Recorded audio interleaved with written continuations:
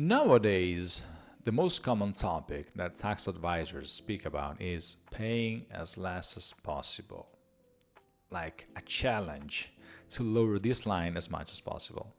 Are we sure that this is a good strategy?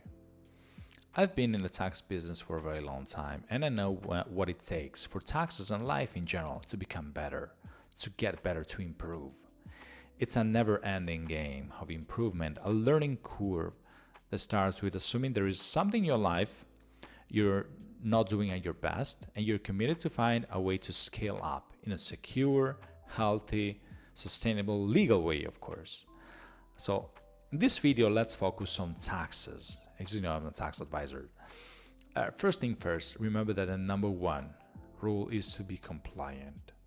It means you must respect and meet the deadlines, filing your taxes in time, using the right forms, and checking all the right boxes in the process.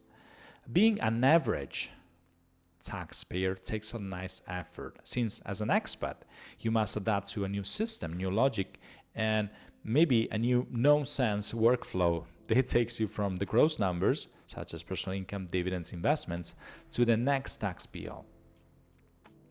When you hear from people out there incredible creative strategies to pay less, using red pens and arrows to make you see the result better, to highlight that, you're missing a big point. When you shift from being a good average taxpayer to become someone who takes action towards incentives, tax rates, and tax benefits in general, you're choosing to take risks.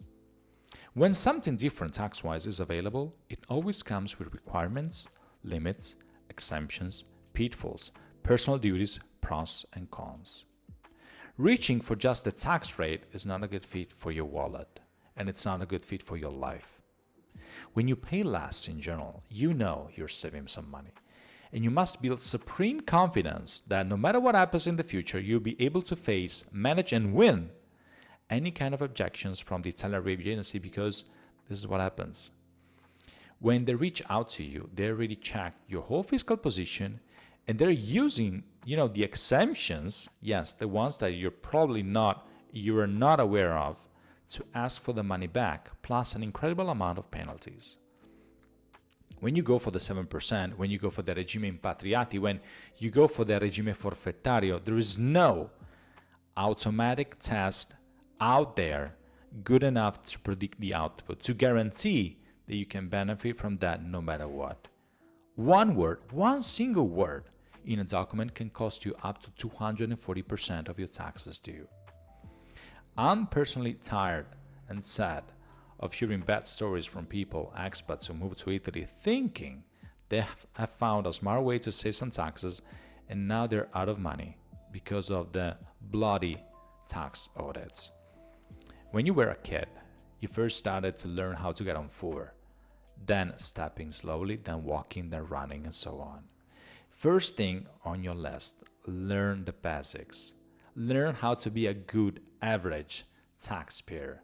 And even when you're tempted to taste a special tax regime, do your due diligence and go deep as possible, not because you must prepare for the worst, but because you deserve it.